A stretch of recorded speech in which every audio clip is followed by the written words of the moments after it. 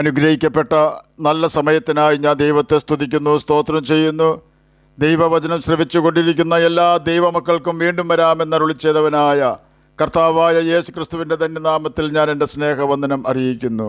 ഇന്നത്തെ അല്പസമയത്തെ ചിന്തയ്ക്കായി ഇയ്യോബിൻ്റെ പുസ്തകം 17-ാം അധ്യായം 1-ാം വാക്യം നമുക്ക് വായിക്കാം. എൻ്റെ ശ്വാസം ക്ഷയിച്ചു, എൻ്റെ ആയുസ് കെട്ടുപോകുന്നു, ശ്മശാനം എനിക്കായി ഒരുങ്ങിയിരിക്കുന്നു. അനുഗ്രഹിക്കപ്പെട്ട ഒരു വേദവാക്യമാണ് നാം കേട്ടത്. യഹോവ സാത്താനോട്, എൻ്റെ ദാസനായ ഇയ്യോബിന്മേൽ നീ ദൃഷ്ടി വെച്ചുവോ? അവനെപ്പോലെ നിഷ്കളങ്കനും നേരുള്ളവനും ദൈവഭക്തനും ദോഷം വിട്ട് അകലുന്നവനും ഭൂമിയിൽ ആരും ഇല്ലല്ലോ. ഇയ്യോബിൻ്റെ പുസ്തകം 1-ാം അധ്യായം 8-ാം വാക്യമാണ് നാം കേട്ടത്. വിശ്വസ്തയോടെ ദൈവവഴിയിൽ മാത്രം യാത്ര ചെയ്യുന്ന ഇയ്യോബിനെ കൊടുക്കുവാനാണ് സാത്താൻ ഇപ്പോൾ യഹോവയുടെ സന്നിധിയിൽ ചെന്നിരിക്കുന്നത്. ഇയ്യോബിൻ്റെ യോഗ്യതകൾ ദൈവം സാത്താനോട് വിവരിക്കുന്നുണ്ട്. ഹൃദയത്തിൽ അകൃത്യം കരുതുകയോ ആരോടെങ്കിലും കൈപ്പായിരിക്കുകയോ ചെയ്യാത്ത വ്യക്തിയാണ് ഇയ്യോബ് എന്ന് ദൈവം സാത്താനോട് പറഞ്ഞു. രണ്ടാമത്തെ യോഗ്യത, ഇയ്യോബ് നേരുള്ളവനാണ് എന്ന് വെച്ചാൽ സത്യസന്ധത ഉള്ളവൻ ആണ് എന്ന് സാരം. ആരെയും വഞ്ചിക്കുകയോ മോഷ്ടിക്കുകയോ നുണ പറയുകയോ ചെയ്യാത്ത വ്യക്തിയാണ് ഇയ്യോബ് എന്ന് യഹോവ സാത്താനോട് പറഞ്ഞു. മൂന്നാമത്തെ യോഗ്യത, ഇയ്യോബ് ദൈവഭയമുള്ളവനാണെന്ന് യഹോവ സാത്താനോട് പറഞ്ഞു. നാലാമത്തെ യോഗ്യത, ദോഷം വിട്ട് അകലുന്നവനാണ് ഇയ്യോബ് എന്ന് യഹോവ സാത്താനോട് പറഞ്ഞു. ദൈവം ഇയ്യോബിന് കൊടുത്ത സാക്ഷ്യങ്ങളാണ് നാം ഇപ്പോൾ കേട്ടത്. ഇത്രയും യോഗ്യതകളാണ് ദൈവം ഇയ്യോബിൽ കണ്ടത്. ആ യാഥാർത്ഥ്യം യഹോവ സാത്താൻ അറിയിച്ചു കഴിഞ്ഞു. ഇയ്യോബ് ദൈവത്തിന് ബോധിച്ചവണ്ണം ജീവിച്ചിരുന്നതിനാൽ സാത്താൻ അവന് തൊടുവാൻ പോലും കഴിഞ്ഞിരുന്നില്ല. കാരണം തന്നെ അനുസരിക്കുന്നവർക്ക് ചുറ്റും കർത്താവ് വേലി കെട്ടുന്നത് കൊണ്ടാണിത്. തൻ്റെ മക്കൾക്ക് ചുറ്റും അതിലെല്ലാം വേലിയാണ് കർത്താവ് കെട്ടുന്നത്. വേലിയുടെ പ്രത്യേകത അകത്ത് നിൽക്കുന്നവർക്ക് പുറത്തുള്ളവരെയും പുറത്തു നിൽക്കുന്നവർക്ക് അകത്തുള്ളവരെയും കാണാം എന്നതാണ്. അകത്ത് നിൽക്കുന്നവർ പുറത്തു കടന്നാൽ പ്രതിസന്ധിയിലാകും നിശ്ചയം. അപ്പോൾ തന്നെ പുറത്തു നിൽക്കുന്നവർക്ക് അകത്ത് കടക്കുവാൻ ദൈവം അനുവദിക്കുകയുമില്ല. ഇയ്യോബ് നല്ല ഒരു ദൈവശാസ്ത്രജ്ഞനായിരുന്നു എന്ന് പറഞ്ഞാൽ തെറ്റില്ല. കാരണം ഇയ്യോബ് പറയുകയാണ്, ഇയ്യോബിൻ്റെ പുസ്തകം 9-ാം അധ്യായം 4-ാം വാക്യത്തിൽ, ദൈവം ജ്ഞാനിയും മഹാശക്തനുമാകുന്നു എന്ന്. ഇയ്യോബിൻ്റെ പുസ്തകം 9-ാം അധ്യായം 5-ാം വാക്യത്തിൽ, അവൻ പർവ്വതങ്ങളെ അവ അറിയാതെ നീക്കിക്കളയുന്നുവെന്ന് രേഖപ്പെടുത്തിയിരിക്കുന്നു. ഇയ്യോബിൻ്റെ പുസ്തകം 9-ാം അധ്യായം 7-ാം വാക്യത്തിൻ്റെ അവസാന ഭാഗത്ത്, ദൈവം നക്ഷത്രങ്ങളെ പൊതിഞ്ഞ് മുദ്രയിടുന്നുവെന്ന് രേഖപ്പെടുത്തിയിരിക്കുന്നു. ഇയ്യോബിൻ്റെ പുസ്തകം 9-ാം അധ്യായം 8-ാം വാക്യത്തിൽ, ദൈവം സമുദ്രത്തിലെ തിരമാലകളിൽ മേൽ നടക്കുന്നു എന്ന് രേഖപ്പെടുത്തിയിരിക്കുന്നു. പുതിയ നിയമത്തിൽ ശിഷ്യന്മാർ പോലും ഈ യാഥാർത്ഥ്യം ആദ്യം വേണ്ട വിധം മനസ്സിലാക്കിയില്ല. തിരമാലകളുടെ മേൽ യേശു നടക്കുന്നത് കണ്ടപ്പോൾ ശിഷ്യന്മാർ ഭയപ്പെട്ടു എന്നാണ് രേഖപ്പെടുത്തിയിരിക്കുന്നത്. എന്നാൽ ദൈവം തിരമാലകളുടെ മേൽ നടക്കുന്നുവെന്ന് ഇയ്യോബ് അവൻ്റെ ഏറ്റവും വലിയ കഷ്ടതയിൽ തന്നെ പ്രസ്താവിച്ചിരിക്കുന്നു.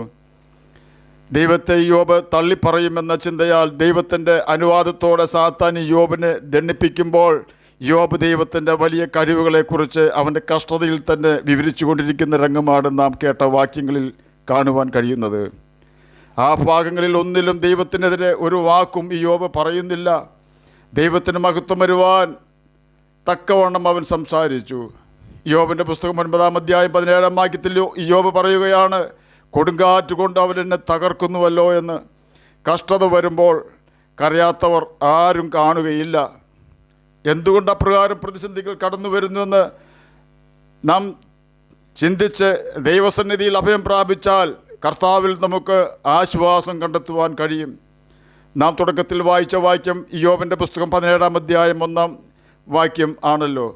ശ്മശാനം എനിക്കായി ഒരുങ്ങിയിരിക്കുന്നു എന്നാണ് ഇയ്യോബ് ഈ വാക്യത്തിൽ വിളിച്ചു പറയുന്നത്. അബ്രഹാമിൻ്റെ മകനായ ഇസ്ഹാക്കിൻ്റെ മകനായ യാക്കോബ് ഒരിക്കൽ പറഞ്ഞത് ഇപ്രകാരമാണ്, ഞാൻ ദുഃഖത്തോടെ എൻ്റെ മകൻ്റെ അടുക്കൽ പാതാളത്തിൽ ഇറങ്ങും. ഉൽപ്പത്തി പുസ്തകം 37-ാം അധ്യായം 35-ാം വാക്യത്തിൻ്റെ അവസാന ഭാഗത്താണ് ഇത് രേഖപ്പെടുത്തിയിരിക്കുന്നത്. എന്നാലും യാക്കോബാകട്ടെ ഇയ്യോബാകട്ടെ ദൈവത്തിനെതിരെ ആരോപണം ഉന്നയിച്ചില്ല. സകലതും തനിക്ക് പ്രതികൂലമെന്ന് പറഞ്ഞ യാക്കോബ് തൻ്റെ സ്വന്തം അതരം കൊണ്ട് ജോസഫിനോട് തന്നെ പറഞ്ഞത്, കാട്ടുമൃഗം കടിച്ചു കീറിപ്പോയി എന്ന് ജോസഫിനെക്കുറിച്ച് നിലവിളിച്ച യാക്കോബ് പറഞ്ഞത്, നിൻ്റെ മുഖം കാണുമെന്ന് ഞാൻ വിചാരിച്ചില്ല, നിൻ്റെ മക്കളെയും കാണുവാൻ ദൈവം എനിക്കിട വരുത്തിയല്ലോ എന്നാണ്. യോബിനെക്കുറിച്ച് രേഖപ്പെടുത്തിയിരിക്കുന്നത് അതിൻ്റെ ശേഷം ഇയ്യോബ് 140 സംവത്സരം ജീവിച്ചിരുന്നു. അവൻ മക്കളെയും മക്കളുടെ മക്കളെയും 4ാം തലമുറയോളം കണ്ടു എന്നാണ് ഇയ്യോബിൻ്റെ പുസ്തകം 42-ാം അധ്യായം 16-ാം വാക്യത്തിൽ ആണ് ഇത് രേഖപ്പെടുത്തിയിരിക്കുന്നത്.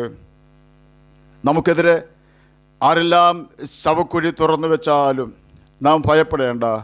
യെശയ്യാ പ്രവചനം 51-ാം അധ്യായം 14-ാം വാക്യത്തിൽ രേഖപ്പെടുത്തിയിരിക്കുന്നത് ഇപ്രകാരമാണ്: അവൻ കുണ്ടറയിൽ മരിക്കുകയില്ല എന്നല്ല, കുണ്ടറയിൽ കിടന്ന് മരിക്കേണ്ടി വരികയില്ല എന്നാണ് അവിടെ രേഖപ്പെടുത്തിയിരിക്കുന്നത്. എന്നെ കേൾക്കുന്ന പ്രിയ ദൈവമകനെ, ദൈവമകളെ, ഇയ്യോബ് അനുഭവിച്ച വേദനയും വ്യതയും നാം അനുഭവിക്കുന്നുണ്ടാവുകയില്ല. അവൻ അനുഭവിച്ച പ്രതിസന്ധികളായിരിക്കുകയില്ല നമ്മുടേത്.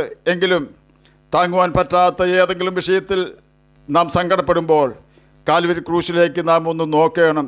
ഒരു കാര്യം ഞാൻ ഉറപ്പ് തരുന്നു: ക്രൂശ് ഒരിക്കലും അവസാനമല്ലായിരുന്നു.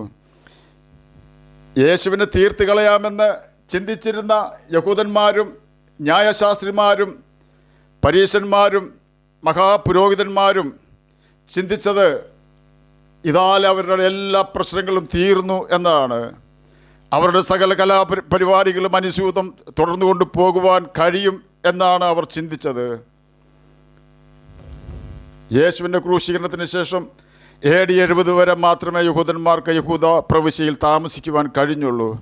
കർത്താവായ യേശു ക്രിസ്തു അവരോട് വാക്കും ഭാഷണവും കൂടാതെ പറയുകയാണ്: നിങ്ങളുടെ ഹൃദയത്തിൽ പല വിചാരങ്ങളുണ്ട്, യഹോവയുടെ ആലോചനയോ നിവൃത്തിയാകുമെന്ന്. യെരുശലേം ദേവാലയത്തെ നോക്കിക്കൊണ്ട് ശിഷ്യന്മാർ യേശുവിനോട് ഈ ആലയത്തിൻ്റെ കല്ലുകളുടെ വലിപ്പം എത്ര വലിയതെന്ന് പറഞ്ഞ് അത്ഭുതപ്പെടുന്നു. യേശു അവരോട്: നിങ്ങൾ ഈ വലിയ പണി കാണുന്നുവോ? ഇത് കല്ലിന്മേൽ കല്ല് ശേഷിക്കാത്ത കാലം വരും എന്നാണ് പറഞ്ഞത്. യേശു പറഞ്ഞ ആ ആലോചനയാണ് പിന്നീട് റോമൻ കൈസറായി തീർന്ന ടൈറ്റസ് എന്ന റോമൻ പട്ടാള മേധാവിയുടെ നേതൃത്വത്തിൽ യെരുശലേം പട്ടണവും ആലയവും ഉഴുതുമറിച്ച് യഹൂദന്മാരെ ലോകത്തിൻ്റെ നാനാഭാഗങ്ങളിലേക്ക് ചിഹ്നിച്ചു കളഞ്ഞത്. യേശുവിനെ ക്രൂശിക്കുവാൻ ഏൽപ്പിച്ചതിന് ശേഷം പിതാവ് പുത്രനെ ഉപേക്ഷിച്ച് പോവുകയല്ല ചെയ്തത്. ജോസഫിനെ തൻ്റെ പിതാവിൽ നിന്ന് അകറ്റിയത് അവൻ്റെ ദർശനം നിവൃത്തിയാകുവാൻ വേണ്ടിയായിരുന്നു. യോബിൻ്റെ പ്രതിസന്ധികൾക്ക് കാരണം സാത്താൻ്റെ മുമ്പിൽ തൻ്റെ മകനെ ആദരിക്കുന്നതിന് വേണ്ടിയായിരുന്നു.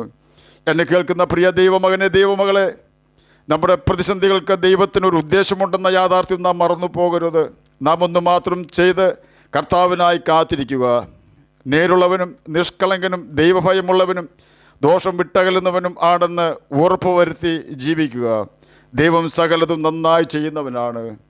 നാളുകൾക്ക് ശേഷം നാം പുറകോട്ട് നോക്കുമ്പോൾ മനസ്സിലാകും അന്നത് സംഭവിച്ചത്, അന്ന് നമ്മുടെ ജീവിതത്തിൽ വലിയ കഷ്ടത അനുഭവിക്കേണ്ടി വന്നത് നന്മയ്ക്കായിരുന്നുവെന്ന്. ആകയാൽ ക്രൂശിക്കപ്പെട്ടവനായ കർത്താവായ യേശു ക്രിസ്തുവിനെ നോക്കി വിശ്വസ്തയോടെ നമുക്കും ലാക്കിലേക്ക് ഓടാം. കർത്താവിൻ്റെ കൽപ്പനകൾ പ്രമാണിച്ചുകൊണ്ട് നിത്യജീവൻ അവകാശികളായി തീരുകയും ചെയ്യാം. അതിന് കർത്താവ് നമ്മെ സഹായിക്കട്ടെ എന്ന് പ്രാർത്ഥിച്ചുകൊണ്ട് ഞാൻ എൻ്റെ വാക്കുകളിൽ നിന്ന് വിരമിക്കുന്നു. നമുക്ക് പ്രാർത്ഥിക്കാം. ഞങ്ങളെ സ്നേഹിക്കുന്ന സ്വർഗീയ പിതാവേ, നല്ല വചനത്തിനായി അങ്ങയെ സ്തുതിക്കുന്നു, സ്തോത്രം ചെയ്യുന്നു. എന്നെ കേൾക്കുന്ന ഏതെങ്കിലും പ്രിയപ്പെട്ടവർ ജോലിയില്ലാതെ ഭാരപ്പെടുന്നുവെങ്കിൽ അങ്ങ് അവർക്ക് ജോലി കൊടുക്കണമേ. കടഭാരമുള്ളവരുടെ കടഭാരം മാറ്റി കൊടുക്കണമേ. സമാധാനമില്ലാത്തവർക്ക് സമാധാനം കൊടുക്കണമേ. പഠിക്കുന്ന കുഞ്ഞുങ്ങൾക്ക് പഠിക്കുവാനുള്ള ബുദ്ധിയും ജ്ഞാനവും ഓർമ്മശക്തിയും കൊടുക്കണമേ. പ്രാർത്ഥന കേട്ടതിനായി സ്തോത്രം. യേശുവിൻ്റെ നാമത്തിൽ തന്നെ ആമേൻ. കർത്താവ് എല്ലാവരെയും അനുഗ്രഹിക്കട്ടെ. സ്തോത്രം.